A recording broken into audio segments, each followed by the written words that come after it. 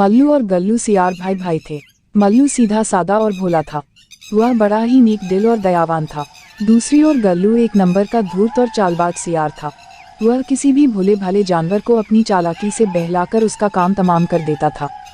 एक दिन गल्लू सियार जंगल में घूम रहा था कि उसे रास्ते में एक चादर मिली।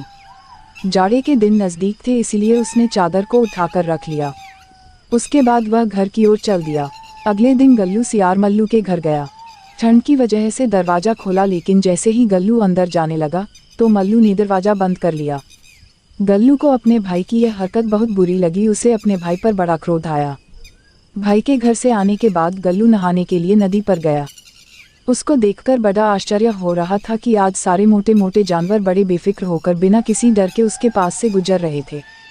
उसने पानी में घुसने से पहले जैसे ही चादर को उतारा, उसके आश्चर्य का ठिकाना न रहा। सारे छोटे मोटे जानवर अपनी अपनी जान बचाने के लिए इधर उधर भागने लगे।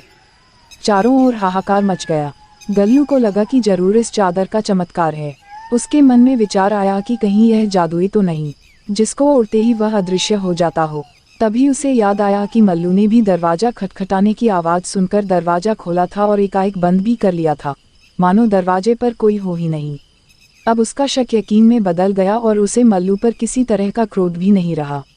वह नहाकर जल्दी से जल्दी अपने भाई मल्लू सियार के पास पहुंचना चाहता था, अतः लंबे डग भरता हुआ उसके घर जा पहुंचा।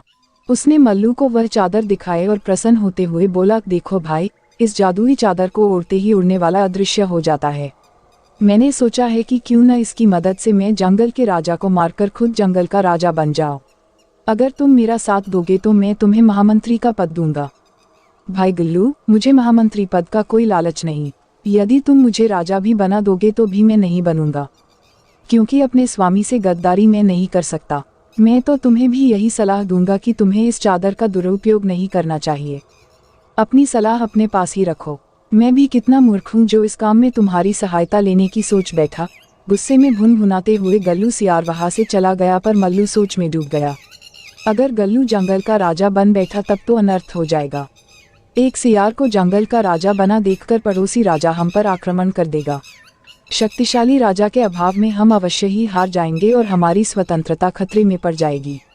यह सोचकर मल्लू सियार सिहर उठा और उसने मन ही मन गल्लू की चाल को असफल बनाने की एक योजना बना डाली। रात के समय जब सब सो रहे थे तब मल्लू अपने घर से निकला और चुपचाप खिड़की के रास्ते गल्लू के मकान में घुस गया। उसने देखा कि गल्लू की चादर उसके पास रखी हुई है। उसने बड़ी ही सावधानी से उसको उठाया और उसके स्थान पर वैसी ही एक अन्य चादर रख दी जो कि बिल्कुल वैसी थी। इसके बाद वह अपने घर आ गया।